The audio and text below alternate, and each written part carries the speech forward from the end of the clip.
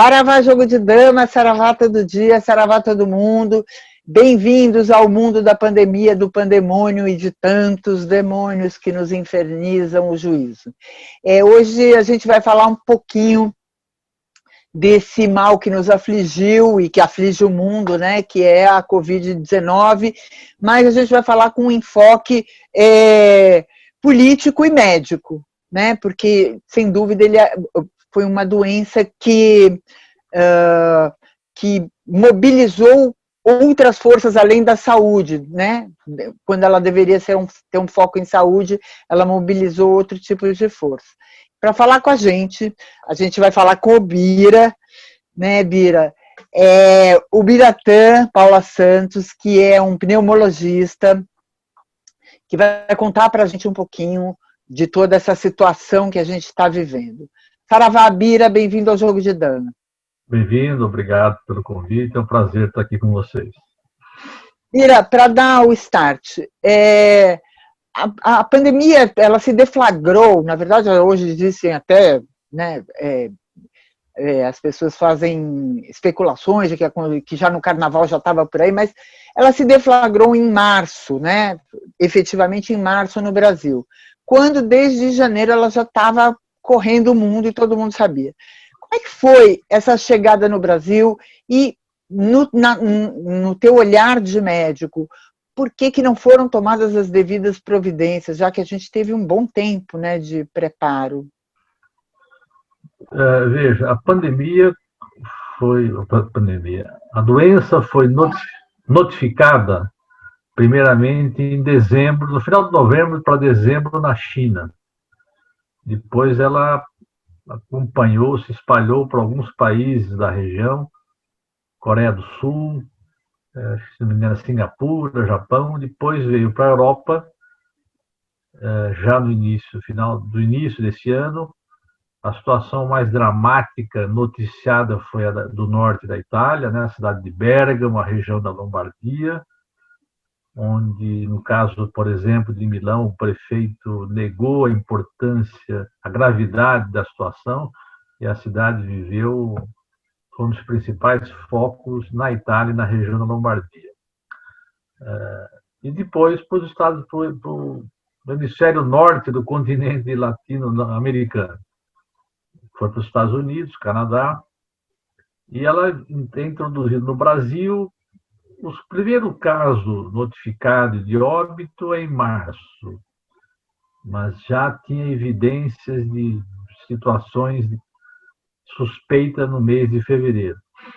O que acontece é que, no Brasil, outra coisa importante é que os estudos de genética mostram que esse vírus não é um vírus de laboratório. Não houve nenhuma confirmação de que, digamos, foi uma guerra bacteriológica, alguém produziu, ou um escape de um laboratório que estava estudando mutações em vírus e, de repente, houve um problema de biossegurança e o vírus se disseminou. Porque hoje em dia você tem condições por genética de saber se você está manipulando aquilo ou se é uma espécie selvagem, né? Então, até o momento, no mundo todo, seja a OMS ou os diversos países, os pesquisadores, a hipótese mais provável é que ele tenha sido transmitido de algumas variedades de uma espécie de morcego para o homem. E você sabe que, com o aumento da agressão ao meio ambiente no mundo, no Brasil, as queimadas nossas, né? Mas no mundo todo, há uma agressão ambiental, o aquecimento global, redução de áreas verdes, ocupação de áreas de fronteiras não antes ocupadas, e isso tem causado um desequilíbrio e que, obviamente, tem levado a situações que nós temos visto, como o aumento da dengue, chikungunya, febre amarela, recrudescimento de malária em áreas que já tinham sido controladas, sarampo, enfim, são situações que nós precisamos tomar muito cuidado. No Brasil, a pandemia começa, digamos, em março, numa situação complicada. Primeiro, nós vínhamos tendo um desinvestimento e uma redução dos aportes de recursos para o SUS. Ou seja, nós perdemos com a emenda constitucional 95 em 2017 para 2020, 21 bilhões e meio de recursos que deixaram de vir para o SUS por conta da emenda. Além disso, um atraso, o orçamento de 2019, por exemplo, foi inferior ao orçamento de 2017, com a população aumentando um pouco, envelhecendo, as doenças não foram diminuindo para que você pensasse, por exemplo, em reduzir gastos com saúde. Né? As doenças, com o envelhecimento da população e os procedimentos de diagnóstico mais sofisticados de medicamentos, os gastos sempre tendem a ser um pouquinho até igual, um pouco maior. Então, esse cenário era a situação de desprestígio do SUS com as políticas de governo nos últimos anos.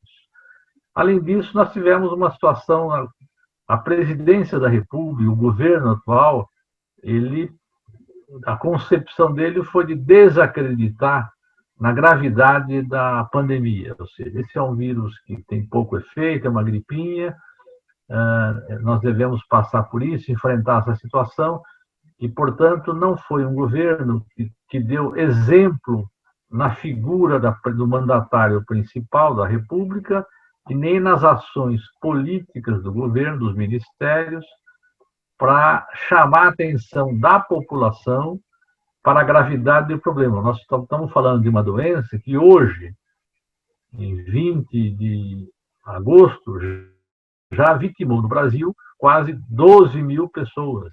112 mil pessoas. 112 mil pessoas e 3.550.000 pessoas infectadas. Isto notificações feitas. É bem provável que nós tenhamos pelo menos 5 vezes mais gente infectada no Brasil e um pouco mais de óbitos, ainda isso não está dimensionado. Mas vamos trabalhar com os dados oficiais.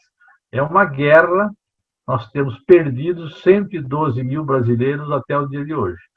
Ou seja, nós podíamos estar, então, se tivesse uma outra política no país, a quantidade de pessoas mortas e infectadas seria muito menor. Portanto, nós estamos falando que houve uma incúria, ou seja, uma incapacidade, uma incompetência deliberada para não se controlar a propagação do vírus e, portanto, não se tratou de proteger vidas de pessoas, né?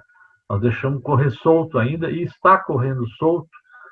É claro que houveram medidas de governadores, de prefeitos que tentaram, ainda que parcialmente, nunca houve um isolamento. A medida mais eficaz é o distanciamento entre pessoas, o isolamento no domicílio, redução das atividades econômicas ao essencial e o uso de medidas de proteção, como máscaras, eventualmente luvas, etc.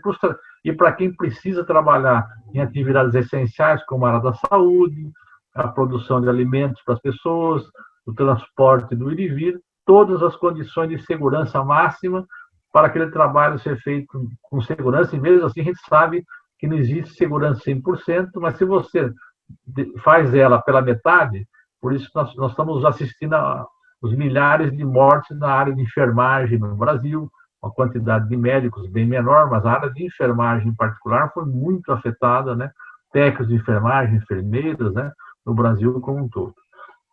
Então, nós tivemos uma política de não reconhecer a gravidade, portanto, não dar o exemplo, estimular as medidas protetivas no Brasil como um todo, de modo a autoridade nacional articular com os estados, os 27 estados, considerando o Distrito Federal, né, e os 5.570 municípios, a ter uma política articulada. Junto com isso, um socorro emergencial de imediato, sem atraso, como ocorreu, para milhões de famílias, de lares de famílias pobres, que precisavam de um recurso já liberados desde final de março, ou pelo menos de abril, começo de abril, para não precisarem sair das suas casas para batalhar o dia a dia para a sua sobrevivência. Então, essa demora no atraso do recurso de R$600, por exemplo, ou na ajuda à pequena e média empresa, isso levou progressivamente a um certo desespero das pessoas que têm que viver, sobreviver. E uma outra questão é que não forneceu providências para a área da saúde, olhar em cada bairro, em cada região de cada cidade, onde é que eu preciso retirar as pessoas de casa e colocar, por exemplo, num pequeno hotel, numa pensão, numa escola desocupada, para fazer isolamento, porque nós temos casas com 2 cômodos que moram 10 pessoas, ou 8 pessoas, ou 6 pessoas, com crianças, idosos e pessoas de várias idades. Eu preciso, nesse momento de guerra contra um vírus, eu preciso de cuidar de todos os aspectos. O último aspecto é que o governo não operou na economia para estimular o Parque Industrial Nacional a rapidamente se converter na produção de insumos e de bens materiais para a área da saúde, que estava enfrentando uma guerra contra o vírus. A produção de máscaras, de aventais, de gorros, de óculos, de respiradores, a preços adequados para não encarecer mais ainda para um sistema de saúde que vinha sendo desprestigiado. Isso precisava de uma coordenação nacional junto com os estados. Os estados também podem fazer muita coisa, mas quando você tem uma autoridade central remando contra a maré, saindo sem máscara, participando de aglomerações, dando um exemplo, o contrário de uma parte da população, achando, portanto, que o vírus era inevitável, mata a si mesmo, eu vou sair sem proteção, porque não tem muito jeito, porque tem alguém lá em cima, na cadeira da presidência, com esse tipo de comportamento, né? Bira, isso que você falou me lembrou, hoje, dia 20, a gente está gravando dia 20, esse programa é gravado, como todo mundo sabe, ele vai ao ar mais para frente, mas dia 20 saiu uma pesquisa pelo Datafolha, falando que houve assim, uma explosão de otimismo das pessoas em relação à percepção, né, do contágio, a percepção do vírus. Eu mesma tive uma experiência hoje, ao sair, tive que comprar equipamento aqui para minha casa, tive numa loja de construção e estavam fazendo sorteio de motocicleta, era uma festa, estava uma festa, assim, eu quase entrei em pânico. Essa percepção de melhora, você acredita que se dá como, né? Quando a gente está contabilizando 112 milhões de mortos, a gente, obviamente, 112 mil mortos, desculpa, 112 mil mortos no país. Com esse número já é escandaloso, não precisa ser milhão, não. 112 mil mortos é um escândalo. Todo mundo sabe de como foi a postura, a briga, né, política em torno da questão da pandemia, entre governos e União, enfim. O começo do relaxamento sem maiores explicações, né? Porque, assim, os estados começaram a relaxar, então fica aberto até mais tarde, isso aqui pode funcionar, aquilo não pode, tarana, sem explicar para as pessoas que a coisa continua, não diminuiu. Na tua percepção, assim, como é que isso pode ser feito? Porque eu acho que existe uma falha de comunicação grave para o grande público, né? As pessoas estão achando que realmente, é que nem a AIDS, não sei se você lembra que é doença de gay.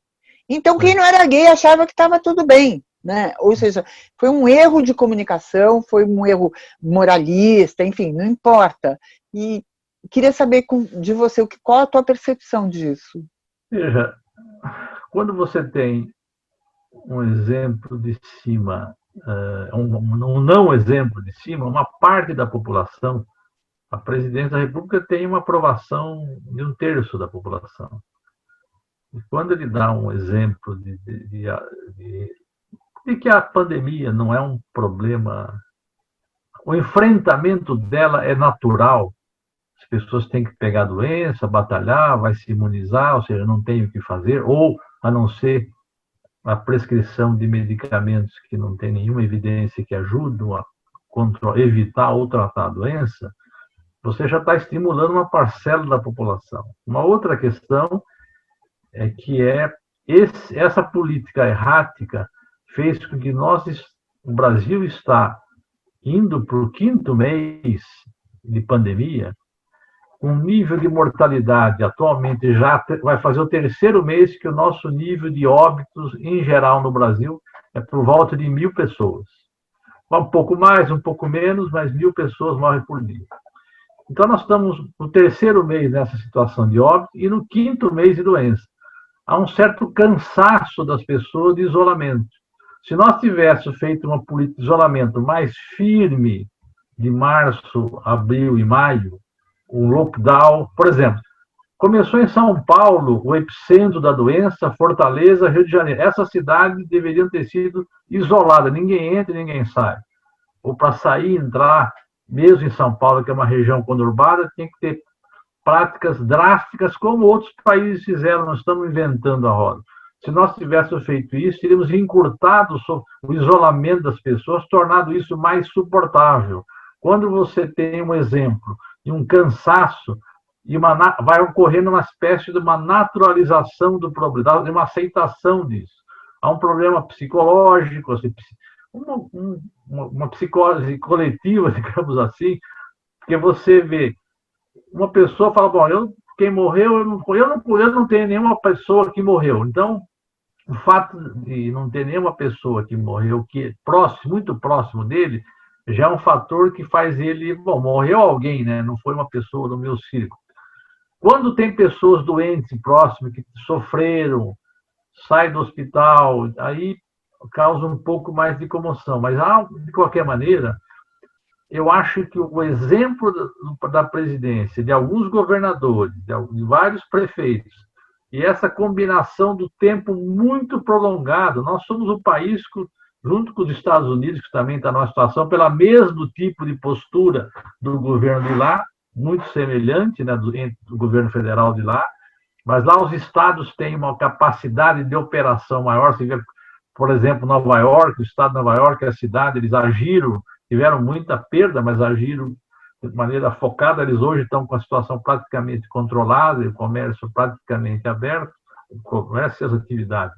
Aqui nós estamos arrastando demais. Essa política é a pior, porque nós vamos matando pessoas a cada dia e não vamos conseguir, vamos demorar para controlar mais a pandemia, porque nós estamos com muitas atividades abertas que não deveriam, tá certo?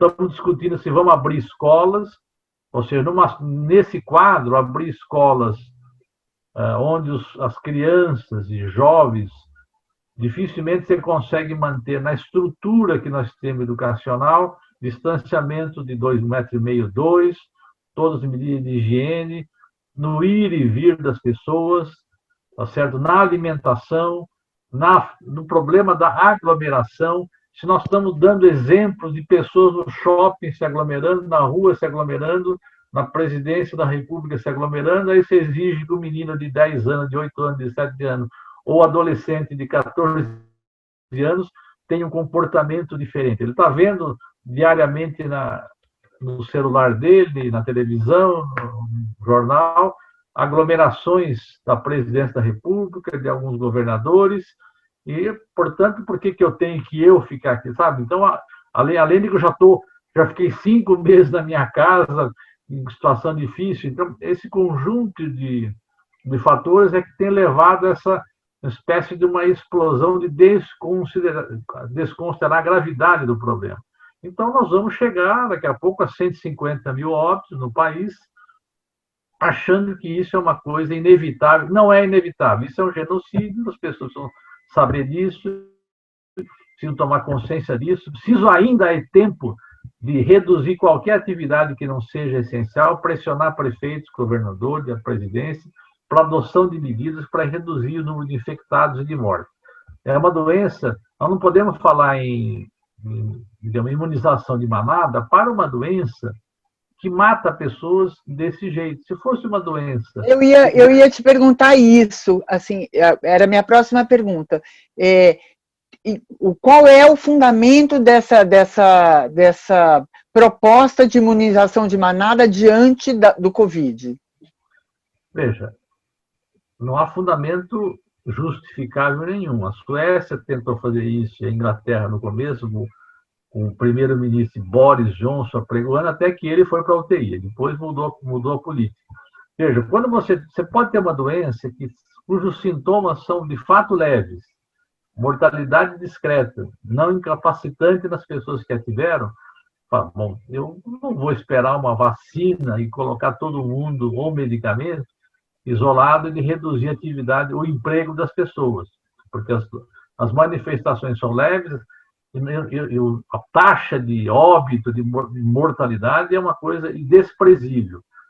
Então, você pode, nesses casos, falar em... Mas mesmo a gripe, influenza, que mata menos gente em geral, nós temos tido felizmente, tem tido vacinas anuais que têm reduzido a mortalidade em idosos, mas é um descalabro você falar em imunização, deixar a população ir se infectando de maneira que quase 50%, ninguém sabe ainda, no caso do coronavírus, qual seria a porcentagem da população infectada para você chamar isso de imunização em manada, ou seja, é aquela situação onde a chance de eu que não sou infectado, não sou infectado, encontrar alguém infectado diminui, porque muita gente se infectou, então só os infectados se encontram entre eles, praticamente é isso.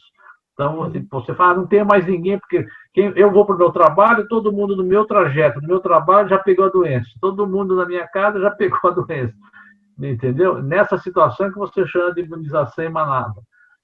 Isso é uma coisa que é inaceitável no mundo civilizado, você trabalhar com a doença como Covid e com esse conceito, porque isso significa, ao infectar muita gente, ter uma taxa de pessoas mortas, um número de pessoas mortas, muito alto, como nós estamos vendo no Brasil, com 112 mil pessoas aqui, nos Estados Unidos, 170 mil, ultrapassando hoje, quase chegando a 175 mil pessoas que morreram e 6 milhões de pessoas infectadas. É uma situação, é uma posição insustentável em termos de humanidade, de preservação da vida, de ajudar as pessoas a batalhar pela sua sobrevivência e não o contrário.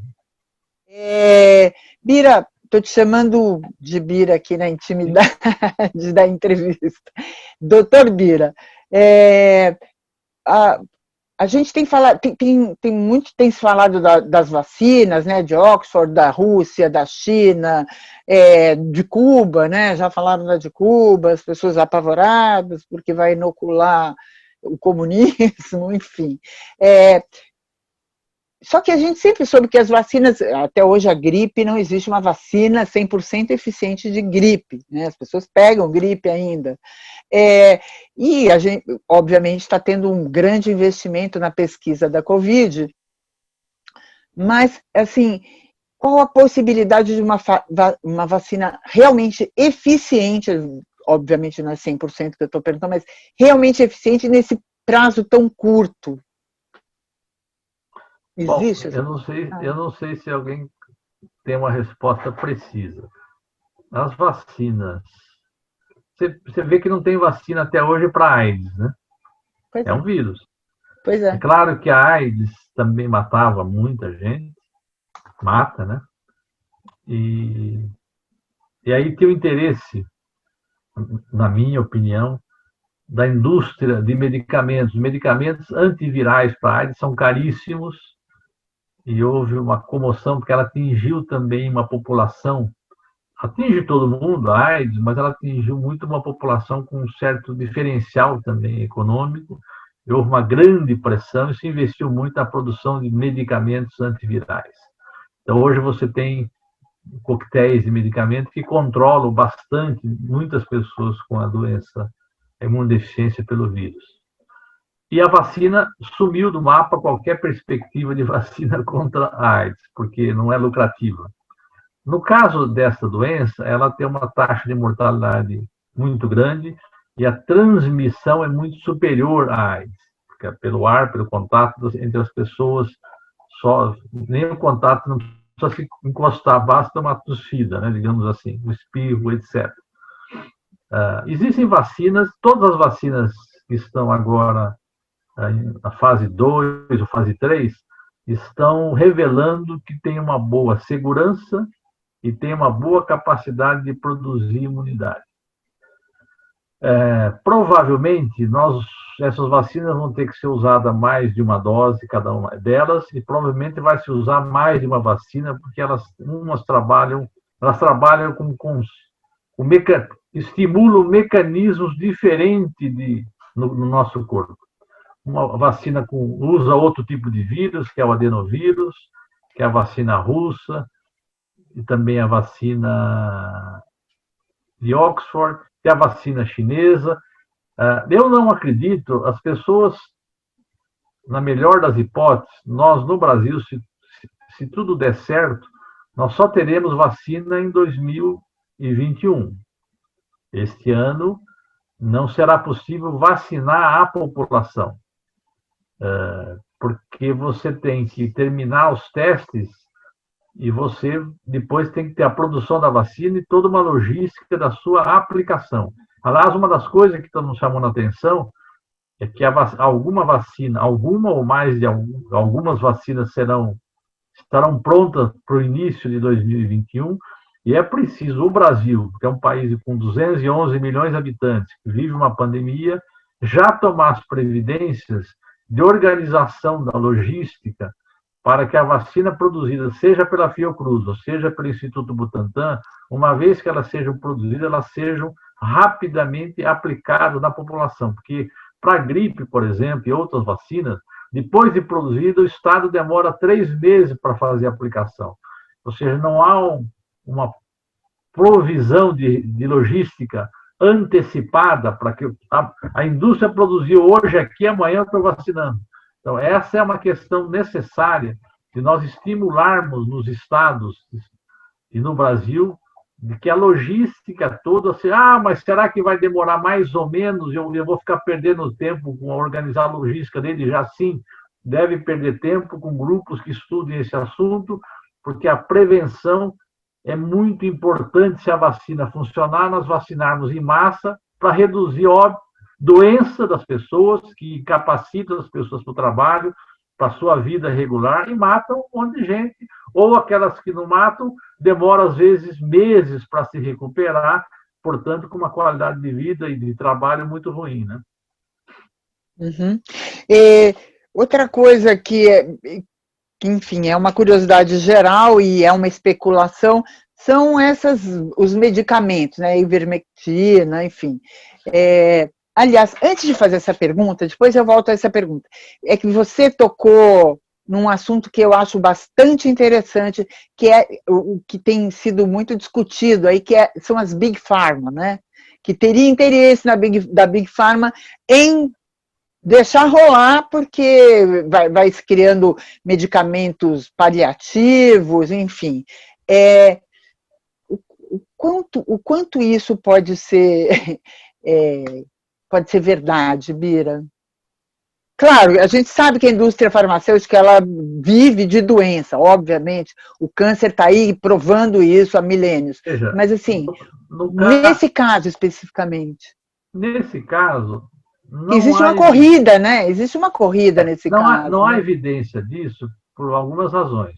Primeiro, as empresas grandes farmacêuticas receberam uma injeção de recursos do governo americano, assim, de bilhões de dólares, do Bill Gates, dessas fundações, receberam muito dinheiro. Então, eles não estão gastando nenhum dinheiro em pesquisa para criar estratégia. Vou gastar um dinheiro e vai ser incerto se eu vou ter sucesso com isso ou não. Eles já estão ganhando dinheiro, depois vão vender as suas vacinas para os estados. Estados que eu digo, os países, né? Uhum. E mesmo que algumas indústrias falam que vão doar, esses que vão doar é porque foram financiados já principalmente por algumas fundações no mundo. Então, no caso do coronavírus, não há informações que eu conheça precisamente, até para a comoção dentro dos Estados Unidos, nos países europeus, também aqui no Brasil, mas principalmente nos países europeus, a posição da União Europeia sobre... não me parece que isso é uma coisa importante. Eu não desconheço que elas jogam com estratégia de onde é que eu vou ganhar mais dinheiro agora e no futuro. Mas acho que não há um bloqueio como houve no caso da AIDS. Por exemplo, ou da tuberculose, que mata milhões de pessoas no mundo, e você não tem medicamentos. As pessoas até hoje têm que tomar 3 remédios durante 6 meses ou 1 ano. E algumas outras variedades de micróbio parecido com a tuberculose, às vezes tem que tratar mais de 1 ano, com 4 remédios todo dia. porque você não teve investimento da indústria, dos governos, para produzir drogas mais eficazes, com uma aderência menor, que as pessoas possam tomar menos tempo. Agora que tem surgido alguma coisa nova, mas depois de 80 anos, ou um século de mortandade pela tuberculose. Né? Nesse caso do coronavírus, não me parece que isso é uma coisa relevante, que a gente consiga identificar com clareza, pelo menos. Né? Aqui, já nos encaminhando para o fim, mais duas perguntinhas. Uma é sobre as medicações, né, as indicações de medicações, que é a azitromicina e a ivermectina. Qual é a constante, né, o que tem de real nisso, o que tem de científico nisso, além da vitamina C e a vitamina D? São várias drogas que têm sido faladas. Hidroxicloroquina, cloroquina, azitromicina e ivermectina. Principalmente a hidroxicloroquina e ivermectina, que são mais propagandeadas pelo governo federal. O presidente da República e o ministro de Ciência e Tecnologia, que foi o primeiro a propagar que a ivermectina era uma droga adequada. Veja, são medicamentos que não têm evidência que eles previnam nem tratam a doença. Não há estudos. Se você imagine que você tem que fazer uma cirurgia para troca da válvula cardíaca ou uma ponte safena porque você teve um infarto ou está com dor. Hoje, se você precisa trocar, está com dor por uma doença nas coronárias, você vai no local e às vezes ele precisa colocar um stent ou fazer uma cirurgia. Como é que chegou a isso? Houve pesquisas que viram-se que, ao fazer esses procedimentos, você aumentava a sobrevida das pessoas. Elas viviam mais com melhor condição do que aquelas que você não aplicava esse procedimento. Então, eu não posso, uma pessoa que tem doença coronariana, falar, olha, em vez de você colocar uma ponte safena, fazer dieta, etc., você usa hidroxicloroquina, porque ela é um anti-inflamatório, cuida de malária, não sei o quê, então não faça nenhum tratamento cirúrgico, cardíaco, ou se você tem um nódulo no seu pulmão, que pode ser um câncer, não faça um tratamento de uma biópsia, usa a hidroxicloroquina e ivermectina, porque elas têm um racional de anti-inflamação, ou como a vitamina D ou a vitamina C, combate radicais livres, que combate cânceres.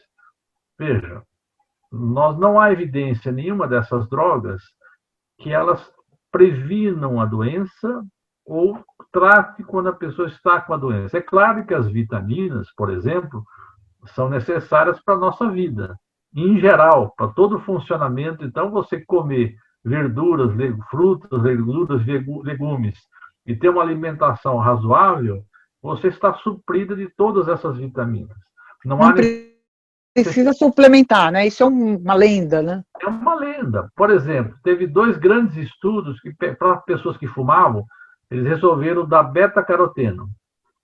Beta-caroteno é um antioxidante que combate o estresse oxidativo, ou seja, os radicais livres formados no nosso corpo pela inalação da fumaça do cigarro.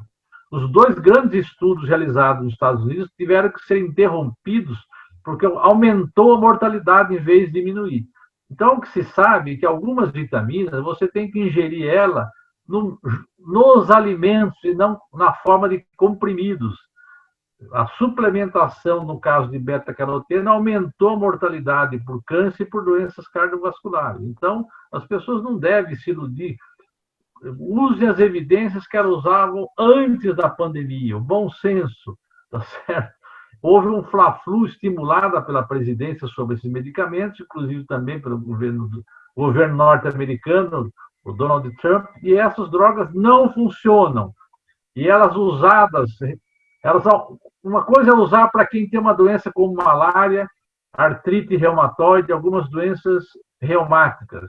Agora, quando você vai usar isso em massa para pessoas que não precisam, você vai aumentar o risco de efeitos colaterais, de arritmia cardíaca, de morte súbita, porque você está usando medicamentos que não têm efeito para uma doença, portanto, você vai aumentar o número de pessoas com efeito colateral, porque você está usando numa massa de pessoas, são milhões que estão tendo a doença no caso do Covid, e essa política de alguns municípios e do governo de estimular isso, com o Exército Brasileiro fabricando Por exemplo, a hidroxicloroquina foi uma política desastrosa, porque isso acaba dando para muita gente a percepção de segurança. Algumas pessoas tomam ivermectina ou hidroxicloroquina achando que estão protegidas e, portanto, eu posso sair na rua sem máscara, posso me deixar meu isolamento, porque eu estou tomando um medicamento que é protetor, que é preventivo de eu adquirir a doença ou que abrevia os sintomas caso eu as tenha. Isso é um outro fator que contribui para as pessoas reduzir um pouco, abaixar a guarda com relação a essa pandemia que já vitimou mais de 112 mil brasileiros. Inclusive foi retirado, né, o estudo francês, né, que existia lá no Raymond Poincaré, da França. Os médicos pediram para retirar o estudo porque realmente não se constatou a eficácia, né, da aplicação da hidroxicloroquina. Exatamente. No começo da pandemia, o mundo todo, os chineses, os franceses, todo mundo estava tentando buscar alternativas para controlar a doença. Então, se usou, mas depois foi vendo que isso não tinha sentido. Nós estamos conseguindo controlar a doença, evitando sua propagação na sociedade. A primeira medida é essa. Quando a pessoa tem a doença, ela vai e precisa ir para o hospital e tomar medicamentos, são aqueles medicamentos que vão reduzir a inflamação no pulmão, reduzir o impacto no coração, reduzir o impacto na coagulação. São as coisas que matam as pessoas. Doença no pulmão, doença no coração e derrame, a gente chama acidente vascular cerebral ou derrame cerebral, ou popular AVC. São as três grandes causas de óbitos: a pulmonar, a do coração, porque o vírus inflama o coração, e os mecanismos de coagulação que o vírus altera. Isso mata as pessoas. E isso não é, nenhum desses remédios atua contra isso. As pessoas têm que ir para o hospital tomar medicamentos que vão ajudar a desinflamar, suplementar a oxigenação da pessoa naquele período, esperando que o corpo comece a fazer anticorpos e o nosso corpo combate o vírus. Comigo aconteceu isso. Eu tomei anticoagulante, corticoide em altas doses, fui para a UTI, fui entubado e produzi anticorpos. É isso que salva a vida. A salva-vida é não pegar doença, portanto, isolamento e distanciamento social. Uso de máscara, medidas de higiene, e aquelas pessoas que têm a doença, presta atenção nos sintomas, sempre que na dúvida, procura um serviço para saber se elas precisam ou não ser acompanhadas de maneira internada ou ambulatoriamente na sua casa. Eu ia encerrar as perguntas com essa. Como é que foi tua experiência, né? Eu soube que você teve. Como é que foi tua experiência? Como que você descobriu rapidamente aqui? Conta pra gente. Veja, eu sou médico, trabalho no hospital, que é o Instituto do Coração. Embora eu tenha 68 anos, já havia uma orientação de nós não estarmos atendendo pacientes. Ficava discutindo casos pela internet, telefone, mas circula no hospital, no elevador, no refeitório, enfim, é um ambiente que não é um de risco muito maior do que outros que não têm pacientes. Eu comecei a ter sintomas no final do dia 1º de maio, mal-estar geral, depois febre, intensas dores no corpo, que parecia dengue, achei até que podia ser dengue, tanta dor no corpo que tinha. A dengue era chamada no passado de febre quebra-ossos, os nossos mais antigos sabem disso. Até que no dia 10 eu comecei a me sentir pior, com um pouco de cansaço, fui ao pronto-socorro do INCOR, fiz exames e fui internado. Meus exames de radiografia e tomografia do dia 11 estavam poucas alterações. 36 horas depois, o meu pulmão tomou todo, tive que ir para a UTI. Eu perdi a memória na UTI. Eu fiquei 6 dias na UTI, acordado, conversando com todo mundo, e não lembro de nada que aconteceu. Me passaram catéter arterial, venoso, sonda nasointeral, nasogástrica, vesical, enfim, eu não lembro de absolutamente. Falei com as minhas filhas pelo Zap, não lembro de absolutamente nada. Fui entubado, fiquei também uns 6 dias entubado, só lembro a partir da extubação, quando tiraram a ventilação mecânica e fiquei. Então, que para mim foi bom, porque provavelmente os medicamentos sedativos, midazolam, alguns medicamentos que se usam em UTI, que ajudam a perder a memória. Então, para mim, felizmente foi bom, porque são procedimentos desagradáveis quando você está deitado. E depois que eu fui submetido à extubação e passei a usar catéteres de oxigênio, porque quando você ventila uma pessoa por um aparelho, especialmente se for muito tempo, essa ventilação ela causa problema no pulmão. Ela salva a vida, mas ela é traumática para o pulmão, porque ela aumenta a pressão, ela causa danos no pulmão, por isso que se evita entubar as pessoas e se evita a ventilação com aparelho. É quando não tem mais jeito, né? Quando eu fui estubado, fiquei alguns dias UTI. Primeira vez que eu sentei na cama, eu não sabia se eu estava de ponta cabeça, se eu estava na situação normal, porque fiquei muito tempo deitado, então você perde a noção do espaço e do equilíbrio. Lateralidade, né? Perde a impressionante. Não conseguia sentar, nada disso, muito fraco. Depois fui para a enfermaria, fiquei alguns dias, uns 5, 6 dias, fui para casa, perdi 14 quilos e me cansava para tomar banho, tinha que tomar banho sentado. Aí, por isso que eu tenho apregoado, que todos os hospitais que internam pessoas com Covid, que ficam mais de 10, 15 dias, ou especialmente as que ficaram mais tempo, todo mundo que tem alta deve receber uma orientação para ele levar no médico da unidade básica de saúde, do programa de saúde da família, qual é a condição clínica que ele está saindo dessa encrenca. Se ele precisa de uma suplementação alimentar, como eu precisei, se precisa de fisioterapia, de exercícios físicos, se a casa dele tem escada para subir, ele não vai poder fazer isso, ele vai quebrar a perna e vai ter uma... Você entendeu? O sistema hospitalar não fez isso até hoje. As prefeituras não fazem essa demanda. Toda alta hospitalar tinha que ter um telefone no mesmo dia. Estou dando alta hoje para o senhor Daniel, tá certo? Porque ele ficou aqui 20 dias, ele está fraco, precisa de reabilitação para poder se recuperar rápido, para trabalhar, para ter uma vida normal, para ajudar a sua casa a funcionar regularmente. E ter uma alimentação. Se não tem recurso, dinheiro, como é que a prefeitura provém isso para as pessoas pobres? Proteínas na forma de substâncias e desses suplementos proteicos, tá certo? Ou em casos que não tem condições, por causa de escada, etc., elas ficarem no hospital de campanha, ou numa casa onde tenha todo o suporte para fazer exercício e se recuperar com maior velocidade. Isso aconteceu comigo, claro que eu fiz tudo isso, eu sou médico, liguei para o nutricionista do INCOR, comprei 300, 400 reais por mês de suplementos proteicos, comprei serviço de fisioterapia domiciliar agora. A população brasileira não tem isso. Isso as prefeituras, o Programa de Saúde da Família, as unidades é que tem que fornecer, e isso a fornecer agora, que a epidemia está matando 1.000 pessoas por dia no Brasil.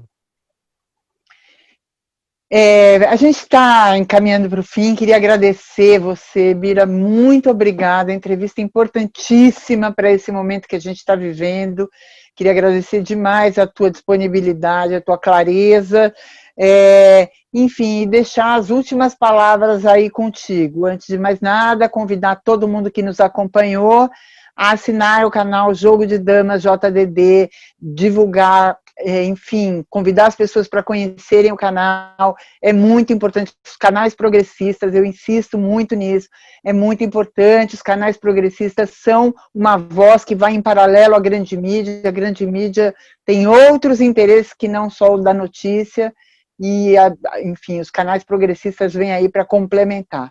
Última palavra é com Bira, Saravá. Bom, agradeço o convite, eu chamo a atenção da população, de quem nos ouve, quem vai ouvir e ver a entrevista nos próximos dias.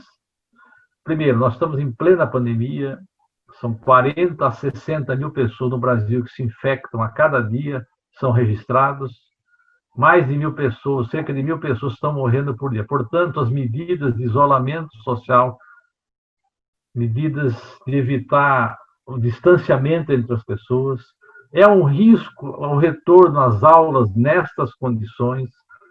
As escolas, as prefeituras de estado devem fornecer para os alunos que não têm tablets para possibilitar um aumento que se atinja 100% do contato à distância dos professores com os alunos enquanto não se retorna à normalidade, para manter conversa, porque uma parte a gente sabe que faz isso, mas tem muitos alunos cuja estrutura familiar não tem internet, não só o tablet, mas principalmente quem tem tablet muitas vezes não tem acesso à internet nas suas residências e acaba não sendo possível utilizar essa ferramenta. Então, as escolas, é preferível o governo fazer um esforço de ceder para as famílias um computador, obrigar a Vivo, Claro, Oi, TIM, etc., nesse esforço nacional de ajudar as crianças a não perder contato com a sala de aula, fornecer a internet para que elas possam ter conexão e não voltar às aulas num país que a pandemia não está controlada.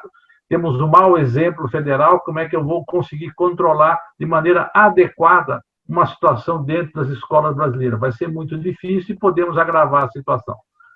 Mais uma vez, obrigado pelo convite. Espero que... Bira, você falou uma coisa, agora eu preciso dar, juro que é a última pergunta, que é,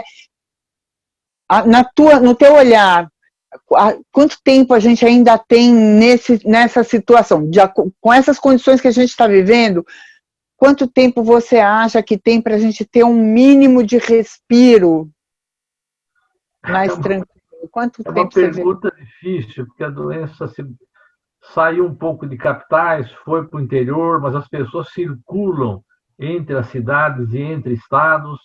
Eu acredito que menos de 3 meses, porque nós estamos reduzindo a cada mês a uma redução do número de infectados, mas num patamar alto ainda, e de óbitos também.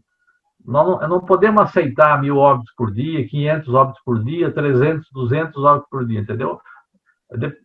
Essa é uma aceitação, uma condição inaceitável. No quadro hoje de abertura que está acontecendo, um certo descontrole, eu não acredito que até o fim do ano a gente tenha uma situação estável lá para baixo, completamente, digamos, como alguns países europeus conseguiram. Mesmo lá, você sabe que eles tiveram que algumas áreas, Barcelona, algumas cidades da Alemanha, da França, tiveram que voltar ao lockdown por medidas restritivas. Aqui, nós precisamos tomar mais cuidado. Se nós não fizermos um esforço grande agora, a gente fica prolongando a agonia de óbitos e casos novos por mais tempo. Esse que os governantes, os empresários, aquelas pessoas que têm pressa, o assodamento da economia, as economias nas crises mundiais se recuperaram mais rápido, aquelas que tomaram medidas de controle mais severas para controlar a situação, para sair dela de maneira mais unida, mais otimista e com menos tempo de agonia para o conjunto das famílias e das pessoas. Obrigada, Bira. Aqui a gente encerra. Saravá, não deixe de acompanhar o nosso canal. Bira, muito obrigada pela tua participação. Obrigado a vocês, um abraço a todos.